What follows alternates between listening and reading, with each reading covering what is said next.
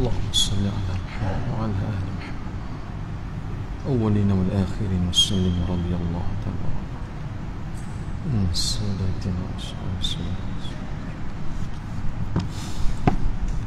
السلام عليكم ورحمة الله وبركاته. كل أمر ذبال ولم يبدأ بحمد الله فهو أقطع. رواه الإمام أبو داود في سننه وقال إسناده حسن. الإمام أبو داود Al-Sijistani rahimahullah meriwayatkan di dalam Jami' Sunannya bahawa Rasul yang mulia sallallahu alaihi wasallam menyebut setiap urusan, setiap pekerjaan ataupun perkara apabila ia tidak diawali dengan ungkapan memuji Allah, membesarkan Allah, maka urusan, pekerjaan dan yang dilakukan itu terputus, yakni daripada keberkatan di sisi Allah Azza wa Jalla. Dan sudah pasti kita tidak inginkan pertemuan yang baik pada malam ini sebagai pertemuan yang terputus keberkatan daripada Allah Azza wa Jalla. Maka kita awali dengan ungkapan Alhamdulillahi Rabbil Alamin. Nahmaduhu subhanahu wa ta'ala wa nashkuruh wa nu'azzimuhu wa nukabbiruh. Segala puji bagi Allah Jalla Jalaluh, Tuhan yang mengurus sekalian alam, mentadbir bahkan memiliki segala apa yang ada. Kebesaran dan keagungan itu selayaknya hanyalah bagi Allah Azza wa Jal, dan kepada yang lainnya itu tidak layak, bahkan hanya menumpang sedikit daripada apa yang telah Allah Subhanahu wa ta'ala berikan. Allahumma salli wa sallim wa zid wa barik wa an'im ala abdika wa rasulika sayyidina habibina al-Mustafa Muhammad ibn Abdullah sallallahu alaihi wasallam wa ala alihi wa ashabihi ajma'in. Semoga selawat dan salam, berkah dan nikmat senantiasa Allah limpah dan curahkan untuk hamba kekasihnya, buat junjungan besar Nabi kita yang mulia Muhammad ibn Abdullah sallallahu alaihi wasallam, yang di tangan baginda ini ada syafaat, yang kita berhajat kepada syafaat tersebut, dan mudah-mudahan kita di antara umat yang terpilih untuk meraihnya. Semoga selawat itu bersambung kepada seluruh ahli keluarga baginda yang tercinta, isteri-isteri baginda dalam kalangan ummahatul mukminin, putra-putri baginda, orang-orang saleh yang telah pun Allah rezekikan kesempatan hidup bersama dengan baginda dalam kalangan para sahabat yang datang selepas daripada mereka. Semoga Allah merahmati dan meridai kita dengan mereka. Amin. Amin ya Allah ya Rabbal Alamin. ثم أما بعد أوصيكم ونفسي بتقوى الله العظيم وطاعته فقد فاز المتقون. Kita seringkali mendengar nasihat peringatan, pesanan takwa diulang-ulang pada hari Jumaat, khususnya bagi golongan laki-laki, ayah-ayah, abang-abang dan adik-adik lelaki. Walaupun kita mungkin rasa jemu, rasa boring, rasa fed up kerana benda yang sama diulang, tetapi ingatlah pesanan itu walaupun kita telah meninggal dunia akan tetap diulang sampai hari kiamat, kerana pesanan ini merupakan bekalan yang perlu setiap daripada kita membawanya ketika bertemu dengan Allah Azza wa Jal. Ya ayyuhalladzina amanu taqullah, wahai sekalian manusia yang mempunyai keimanan, keyakinan, kepercayaan di dalam diri mereka. Ittaqullah, bertakwalah kepada Allah. Wa kunu ma'as sadiqin, dan duduklah kamu bersama dengan orang-orang yang benar dalam ketakwaan. Dan semoga Allah rezekikan kita duduk bersama dengan orang-orang yang benar dalam ketakwaan mereka, insya-Allah. Yang dirahmati oleh Allah, lagi amat dikasihi dan dimuliakan Al-Fadil Al-Ustaz Tuan Imam, Tuan Bilal, Tuan Sir, yang berusaha, Tuan Nazir, para pegawai dan seluruh jawatan kuasa masjid kita yang tercinta ini, seterusnya pimpinan masyarakat, satuan penduduk, alim ulama, asatizah, tuan-tuan guru, Tan Sri, Puan Sri, Datuk Sri, Datin Sri, Datuk-datuk, Datin-datin, tuan-tuan haji, puan-puan hajjah, seterusnya ayah ibu yang dikasihi dan dirahmati oleh Allah Subhanahu wa taala sekalian. Alhamdulillah, kita bersyukur kehadrat Allah. Kita sedang berada di dalam bulan Rabi' al-Awwal. Bulan Rabi'ul Awwal di tanah Arab merupakan bulan musim bunga, yang mana pokok mula berbunga dan akhirnya mengeluarkan buah. Bila tu? Bulan ni Rabi' al-Awwal. Dan sinonim dengan bulan Rabiul Awal sudah ratusan kali kita dengar dalam kehidupan kita. Mesti akan dibicarakan tentang peristiwa yang terkait dengan kelahiran seorang laki-laki yang walaupun kita sudah dengar kisah dia ni saban tahun, maka bukan hanya bulan Rabiul Awal, sepanjang tahun kita akan dengar peristiwa tentang laki-laki ini. Bahkan setiap solat kita wajib ataupun sunat, kita sebut nama dia tanpa kita sedar ataupun kita tidak sedar. Baik, ayah ibu yang dirahmati dan dikasihi oleh Allah Subhanahu wa taala sekalian, di dalam bulan Rabiul Awal banyak peristiwa-peristiwa yang berlaku, dan kita ingin mengambil salah satu daripada riwayat yang disebut di dalam As-Sahihain, dua kitab sahih, iaitu Sahih Bukhari dan Muslim, yang diriwayatkan oleh Syaikhan, dua tokoh hadis. Pertama Al-Imam Al-Bukhari dan kedua Imam Muslim Ibnu Hajjaj, semoga Allah merahmati keduanya, daripada Abdullah Ibnu Abbas radhiyallahu anhuma. Abdullah Ibnu Abbas dia sebut di dalam bulan Rabiul Awal ada beberapa peristiwa besar. Pertama, Muhammad itu sallallahu alaihi wasallam fihi wulid, pada bulan Rabiul Awal dia dilahirkan. Berlaku khilaf, ada kata 12 Rabiul Awal, ada kata 9. Baik, tak perlu balas 9 ke 12, yang penting bulan ni Rabiul Awal, bulan ni. Dan dia bukan hanya diraikan bulan ni, diingati pada hari Khamis ni nak cuti ni, bukan. Sepanjang tahun kita ingat pada dia, dan setiap masa kita selawat pada dia, dan kita berdoa, kita sebut nama dia, Allahu Akbar. Dan bulan ni lebih-lebih lagi, kerana bulan ini dia Muhammad itu dilahirkan. Yang kedua, fihi bi'athah, bulan ni juga Rabiul Awal, dia Allah Subhanahu wa taala utus menjadi nabi, menjadi rasul yang membawa syariat. Allahu Akbar. Meminjam kata-kata Ja'far ibn Abi Talib yang telah kita sebutkan beberapa kali di dalam pertemuan kita sebelum daripada ni.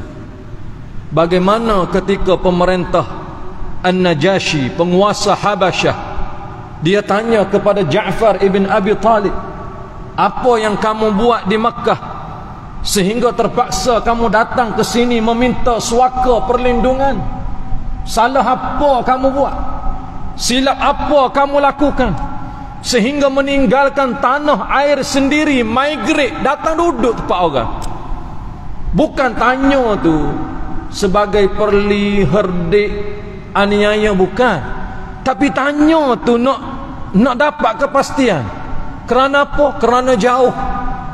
Tinggalkan Makkah Al-Mukarramah, datang ke Habasyah, ribuan kilometer jauhnya, dan makan masa puluhan hari untuk sampai. Baik, kenapa sanggup kamu datang ke tempat ni? Apa yang kamu buat di sana? Apa yang telah kamu lakukan? Apa salah silap kamu? Ja'far ibn Abi Talib menyebut, kunna ahlul jahiliyah, kami di kalangan orang-orang jahil. Na'budul asnam, kami sembah yang dikatakan berhala itu, kami sembah. Kami bukan sembah saja, minta tolong. Minta tolong. Sembah satu hal, minta tolong. Allah kita tak sembah saja-saja, kita berdoa pada dia, kita minta tolong. Samalah orang-orang jahiliyah yang asnam, berhala yang mereka sembah, bukan saja-saja mereka sembah, mereka minta tolong dengan berhala itu. Lama Makkah tidak dihujani dengan air, kemarau panjang, panas terik, suhu tinggi. Mereka bertawassul dengan patung-patung berhala yang ada. Bahkan mereka letakkan nama di setiap patung itu, ada fungsinya. Hak bagi rezeki, bagi anak, hak perniagaan, kaya, segala-galalah, musafir dan sebagainya. Sehingga ada khusus untuk turunkan hujan. Yanzil minas sama'i matara, bertawassul dengan berhala, semoga berhala itu boleh turunkan air dari langit pada kita. Dahsyat. Na'budul asnam, kami sembah, bahkan kami minta tolong dengan berhala. Wa na'kulul maitah, bangkai, bukan sisa makanan, bangkai itu kami makan. Dahsyat. Wa na'til fawahish, kejahatan, khianat, kezaliman, segala-gala hak buruk semua kami buat. Wa nusi'ul jiwar, kami khianati jiran tetangga yang rumah-rumah mereka dekat dengan kami, tak setuju, tak sebulu dengan kami halau mereka keluar, kami jadikan rumah-rumah mereka tempat tinggal kami. Hatta aslahana hadzal din, sehinggalah Allah muliakan kami dengan agama ni. Hatta ba'athallahu ilaina rasula, sehingga Allah utuskan kepada kami seorang rasul. Dia tunjuk pada kami jalan Tuhan tu bagaimana, dan Tuhan muliakan kami serta seluruh kehidupan kami dengan sebab rasul yang diutuskan tu. Fihi bi'athah, rasul diutuskan pada bulan Rabi' al-Awwal. Ketiga, wa fihi hajir, bermula peristiwa hijratul rasul. Dalam riwayat menyebut bahawa Rabiul Awal, walaupun ada riwayat lain sebut bulan Muharram. Tak apalah, khilaf di kalangan para ulama ni memberi rahmat pada kita. Yang keempat, wa fihi arjun ila sama, peristiwa Mi'raj, naik ke langit. Kata Abdullah ibn Abbas juga dalam bulan Rabiul Awal, walaupun pendapat yang masyhur disebut kepada kita bulan Rajab. Dan kelima, wa fihi mat, bulan ini adalah bulan Allah wafatkan baginda Rasul yang mulia Muhammad ibn Abdullah sallallahu alaihi wasallam. Dan berkumpulnya banyak peristiwa ni dalam satu bulan yang sama, yang kita sedang duduk, lebih-lebih lagi menuntut kepada kita untuk lebih mengingati laki-laki yang mulia ini dia adalah Muhammad sallallahu alaihi wasallam. Mudah-mudahan mukaddimah itu memberi manfaat kepada saya dan kita semua insya-Allah. Ayah ibu yang dikasihi dan dirahmati oleh Allah Subhanahu wa taala sekalian, menyambung sedikit daripada ayat yang telah kita kongsi dan bicarakan bersama pada pertemuan yang lalu, yaitu kita membicarakan ayat ke-214 daripada surah Al-Baqarah, surah kedua, juzuk kedua, halaman 33 di dalam mushaf, kedudukan sebelah kanan halaman Quran, baris ke-6 dari bawah sedikit ke kiri. Allah Subhanahu wa taala berfirman, am hasibtum an tadkhulul jannah. Allah mulakan dengan persoalan. Kita kongsi, kita cerita, kita sebut dah pasal ayat ni. 2 poin pertama kita telah sebutkan, dan kita juga sebut poin ketiga dalam ayat ni, dan kita sambung di hujung poin yang ketiga tu. Ketika Allah Subhanahu wa taala tanya, am hasibtum an tadkhulul jannah, adakah kamu perasan bahawa kamu ni sudah ada tempat di dalam syurga? Ataupun adakah kamu perasan kamu ni akan dimasukkan ke dalam syurga? Gitulah. Siapapun sekiranya tidak ada jaminan daripada Tuhan ataupun Rasul bahawa dia adalah ahli syurga, maka bukan keyakinan, bukan tempat, bukan kepastian untuk kita rasa syok atau kita rasa syurga dah tempat kita. Oleh kerana bukan Nabi jadi garantor, bukan Allah Ta'ala yang sebut, maka bukan jaminan tempat kita di syurga. Siapa pun tak boleh jamin, siapa pun. Lalu Allah tanya, am hasibtum an tadkhulul jannah, adakah kamu menyangka kamu akan dimasukkan oleh Allah ke dalam syurga? Walamma ya'tikum mathalul ladzina khalau min qablikum, sedangkan belum lagi ditimpa ujian sebagaimana orang-orang terdahulu telah Allah timpakan ke atas mereka ujian. Apa ujian tu? Massathumul ba'sa, habis harta, hilang segala-gala, apa-apa kedana, tak ada sekepeng pun, tak ada. Darra, kedua, penyakit, yuaddi ilal maut, membawa kepada kematian. Dan ketiga, wazulzilu, digoncangkan bumi itu untuk mereka. Zulzilu zilzan syadida, bukan goncangan biasa, bukan. Kita duduk tiba-tiba meja ni bergegar. Sebab apa?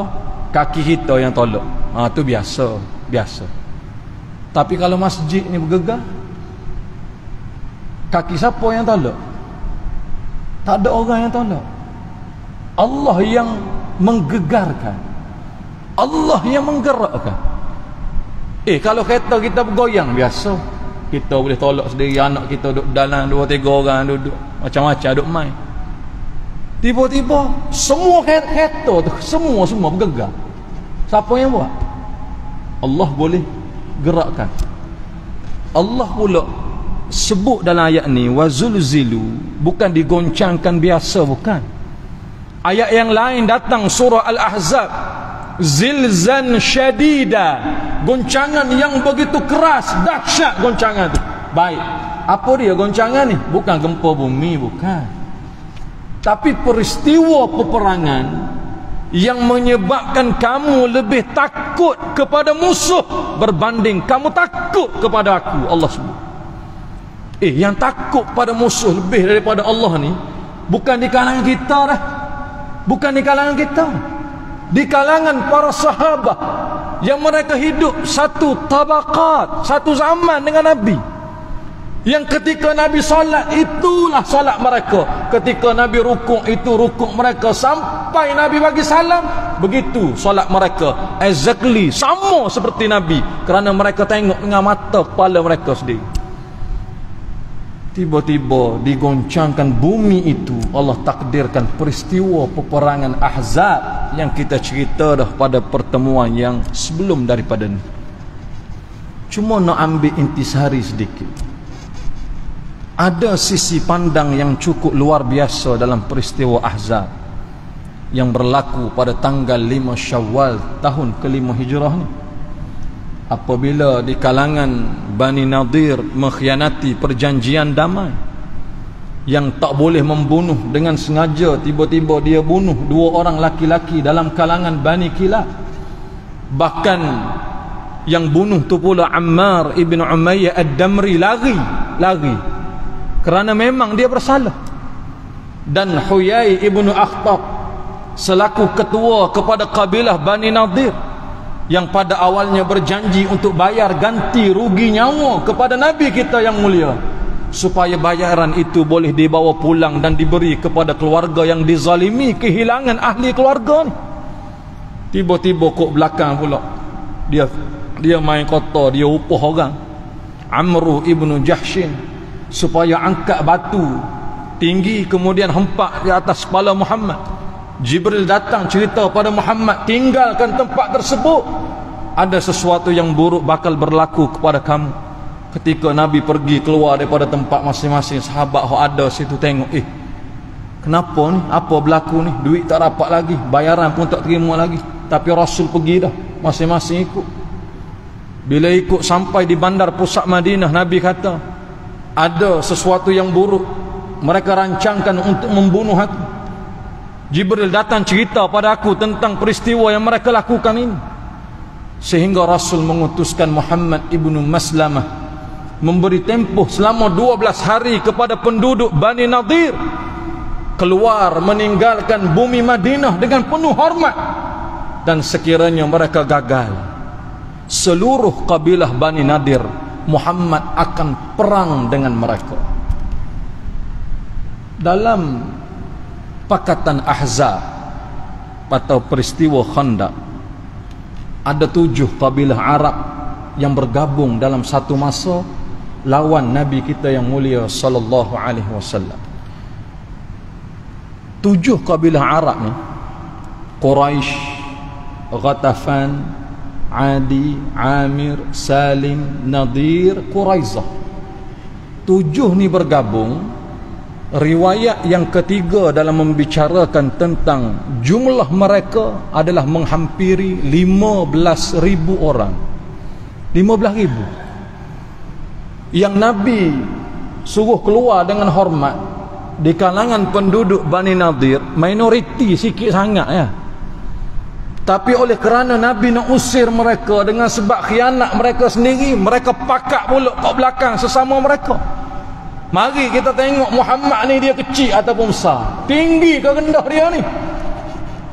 Kita berpakak bergabung, kita lawan tentera Muhammad. Kita tunjuk pada Muhammad bahawa langit itu tinggi dan bumi itu rendah. Dahsyat. Dengan kekuatan 15,000 tentera satu hal. Ada 600 ke 700 Al-Adiyat, kuda perang. Kuda perang, bukan kuda padi, bukan. Kuda perang. Dan kuda perang ni high performance lah, memang spesialis dalam bidang peperangan. Macam kereta sport masuk lita, dia tak bawa standard, dia tak bawa premium, dia ambil high performance tak? Yang dia adjust tebal sekian, tak kira lah tebal tak tebal. Kerana apa? Kerana itu memang khusus dalam bidang lita tu. Al-Adiyat, kuda perang pula 600-700 ekor.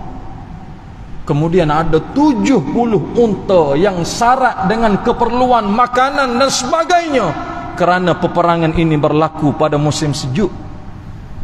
Yang tak tahu bila peperangan ini nak berakhir, musim sejuk berlaku. Baik, sisi pandang yang luar biasa. Ketika kota Madinah itu dikepung sebulan lamanya, dalam tempoh pengepungan ni, Rasul sallallahu alaihi wasallam berfikir tak boleh jadi ni. Kesian pada penduduk Madinah. Kita datang tempat dia migrate orang-orang muhajir. Duduk di tanah kelahiran orang-orang Aus dan Khazraj yang mereka dipersaudarakan menjadi Ansar. Tiba-tiba mereka kena hadap peperangan sekali dengan orang-orang Muhajirin. Jadi Rasul bila tengok keadaan seperti ini, Rasul memilih untuk bernegosiasi dengan salah seorang daripada pemuka pakatan Ahzab yang bernama Uyainah ibn Hissin, yang akhirnya Uyainah dia memeluk Islam selepas peperangan Ahzab. Dia panggil Uyainah, Rasul menawarkan bahawa Uyainah, aku berikan kepada kamu 1/3 daripada hasil pertanian kota Madinah. Kamu boleh ambil 1/3 hasil pertanian kota Madinah, kamu boleh bawa balik, dan pakatan Ahzab tu dibubarkan. Kita tak perlu balah, tak perlu bermusuh, tak perlu saling berbunuh, kamu boleh balik. Kerana yang membuat masalah di kalangan Bani Nadir bukan suku Arab yang lain.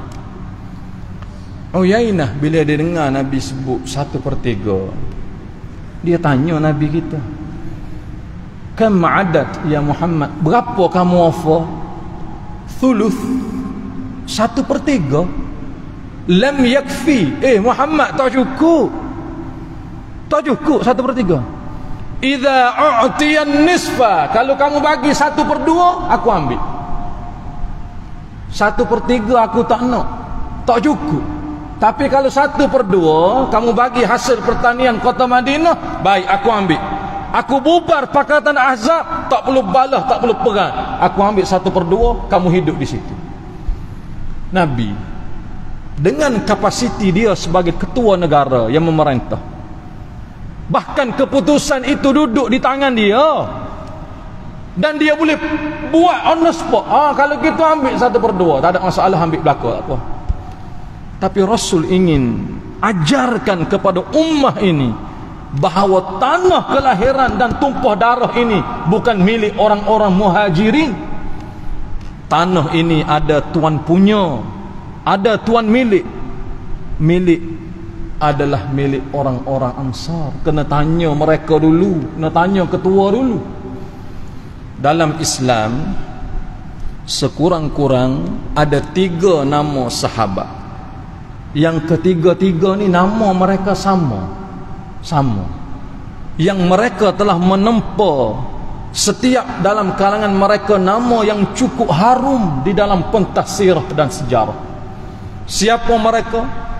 Pertama, Sa'ad ibn Abi Waqqas. Yang kedua, Sa'ad ibn Ubadah. Dan ketiga, Sa'ad ibn Mu'adh radhiyallahu anhum ajma'in.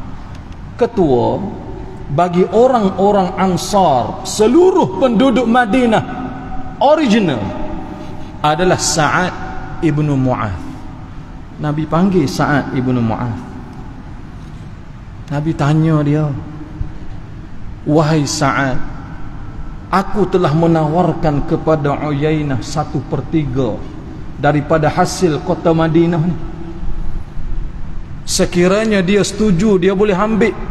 Pakatan Ahzab dibubarkan, tak perlu peperangan ini berlaku, kita duduk dalam keadaan selamat. Tapi dia tak setuju, dia kata tak cukup. Dia nak 1/2. Kalau aku bagi 1/2, dia ambil, dia bubar pakatan Ahzab. Ma ra'yuka ala dhalik? Apa pendapat kamu terhadap tawaran ni? Padahal kalau Nabi tak tanya pun tak ada masalah, sebab dia ketua negara kan. Dia ada power kan, dia ada kuasa veto kan, dia buat kan, dia punya suka. Tapi baginda nak ajar tanah ni milik orang-orang Ansar, tanya ketua dia dulu. Dan bila Sa'ad ibn Mu'adh dia dengar Rasul tanya begitu, dia sebut, ya Rasulullah, hal hadha amrun tuhibbunahu fanasna'uhu atau amrun amarakallahu ala dhalik? Wahai Rasulullah, adakah yang kamu sebut tentang tawaran ini sesuatu yang kamu ingin lakukan ke atas kami, ataupun ia memang wahyu daripada Allah? Kenapa sahabat tanya gitu? Sebab kalau wahyu, kalau Allah yang suruh, tak perlu tanya aku. Wahyu ni, ma kana li mu'minin wala mu'minatin idza qadallahu wa rasuluhu amran ay yakuna lahumul khiyaratu min amrihim. Tak layak mukmin laki-laki wanita, sekiranya Allah telah putuskan sesuatu perkara, dia tanya pula ada pilihan ke hak lain. Tak layak. Kerana bila wahyu, buat kerana itu yang terbaik. Rasul kata bal asna'uhu lakum, bukan wahyu tetapi sesuatu yang ingin aku lakukan kepada kamu. Bila dia dengar bukan wahyu, dia sebut perkataan yang cukup luar biasa. Ya Rasulullah, nahnu wa haula'il qaum ala syirku billah. Kami dulu dan kaum pakatan Ahzab, mereka semua adalah orang-orang yang syirik kepada Allah. La na'rifuhu wa la na'buduh. Kami tak kenal Allah tu siapa, bahkan kami tak sembah dia, kami sembah benda lain. Wal'an, tapi sekarang lain. Sekarang ni Allah Subhanahu wa ta'ala berikan kemuliaan kepada kami dengan Islam. Wa hadanallahu bihi, bahkan dengan sebab Islam, petunjuk hidayah itu Allah rezeki pada kami. Wa a'azzana bika wa bihi, Allah muliakan kamu, letak kamu pada tempat yang cukup mulia dan sempurna. Hal nu'ti ilaihim syai'a, adakah kita nak bagi pada mereka sesuatu? Wallahi, demi Allah, la nu'ti ilaihim syai'an illa sayf, kita tak akan berikan kepada mereka apa-apa. 1/2 pun tidak, 1/3 pun tidak. Yang kita tawarkan kepada mereka adalah pedang. Walaupun jumlah kita sedikit, tetapi tanah ini kita kekalkan, kita jaga, kita pertahankan, kerana tanah ini mulia dengan agama yang telah pun Allah sematkan di dalam setiap, dalam kalangan diri orang-orang yang telah bersama dengan kamu ya Rasulullah. Wih, luar biasa. Dia kena tikam dalam peristiwa Ahzab. Kesan dia sakit, tahun yang sama dia mati. Ketika dia mati, Jibril alaihi salatu wassalam datang kepada Nabi, sebagaimana riwayat Imam Bukhari dalam Jami' Sahih Bukhari nombor hadis 3803. Jibril kata, Muhammad, ihtazallal arsyu li mauti Sa'ad ibnu Mu'adh. Ketika Sa'ad ibnu Mu'adh itu meninggal dunia, arasy Allah itu bergegar. Aku kabarkan kepada kamu sebagaimana itu berlaku. Dan di kalangan orang-orang yang mengusung jenazah Sa'ad ibnu Mu'adh, ketika mereka usung, mereka tanya sesama sendiri, kita ni usung apa? Kosong, ringan, tak ada apa kita usung ni. Al-Imam At-Tirmidzi, Abu Isa At-Tirmidzi di dalam Jami' Sunan At-Tirmidzi nombor hadis 3849 menyebut daripada Jabir ibnu Abdullah, fa inna malaikata tahmilu, kerana yang mengusung jenazah Sa'ad ibnu Mu'adh adalah di kalangan para malaikat. Allahu Akbar. Mulianya dia ni. Kematian dia tu bergegar arasy Allah satu hal. Dia mati, jenazah dia malaikat yang usung. Dan dua-dua ni riwayat yang kuat disebut di dalam sirah. Apa jasa dia ni sampai begitu sekali mulia ni? Jasa dia di dalam peristiwa Ahzab inilah, yang ketika mana Nabi offer, tanya dia, kita ni kalau 1/2 kita bagi ke tak kepada dia? Dia kata tak payah, 1/2 pun tak bagi, 1/3 pun tak bagi. Kita offer pedang pada dia. Walaupun jumlah tentera Islam waktu tu hanyalah 3,000 orang nak berdepan dengan tentera sejumlah 15,000 orang. Allah menyebut dalam surah Al-Ahzab, surah ke-33, ada 73 ayat. Bermula ayat 9 sampai 22 cerita tentang peristiwa ni. Ayat ke-9 Allah Subhanahu wa taala sebut, wa arsalna ilaihim rihan, kami hantarkan kepada tentera pakatan Ahzab itu angin yang bertiup kencang. yang memperak-perandakan mereka. Tahsabuhum jami'a wa qulubuhum syatta, yang kamu hanya melihat mereka bersatu sedangkan mereka berpecah sesama sendiri. Wa junudan lam tarauha, dan kami kirim kepada tentera Ahzab itu tentera-tentera kami yang tidak kelihatan dengan mata kepala kamu, seakan kamu melihat mereka saling berbunuh-bunuhan antara satu sama lain. Kesimpulannya ayah dan ibuku sekalian, Al-Quran miracle dia.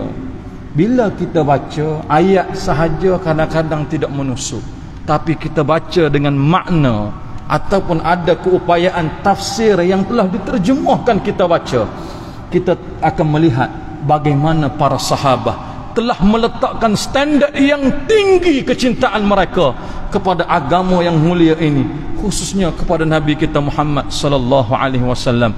Tidak hanya berselawat, berarak dan sebagainya majlis, tetapi mereka membuktikan dengan kecintaan tingkah laku dan peribadi-peribadi mereka. Oleh kerana itu wajar ketika Allah sebut di awal ayat 214 surah Al-Baqarah, adakah kamu menyangka bahawa kamu akan dimasukkan ke dalam syurga? Para sahabat telah menempa nama-nama mereka di syurga. Semoga nama-nama kita juga termasuk di kalangan ahli syurga, insya-Allah. Mudah-mudahan ada manfaatnya untuk kita bersama. Terima kasih sekali lagi di atas perhatian. Mohon maaf di atas segala kekurangan. Wabillahi taufiq wal hidayah. Assalamualaikum warahmatullahi wabarakatuh.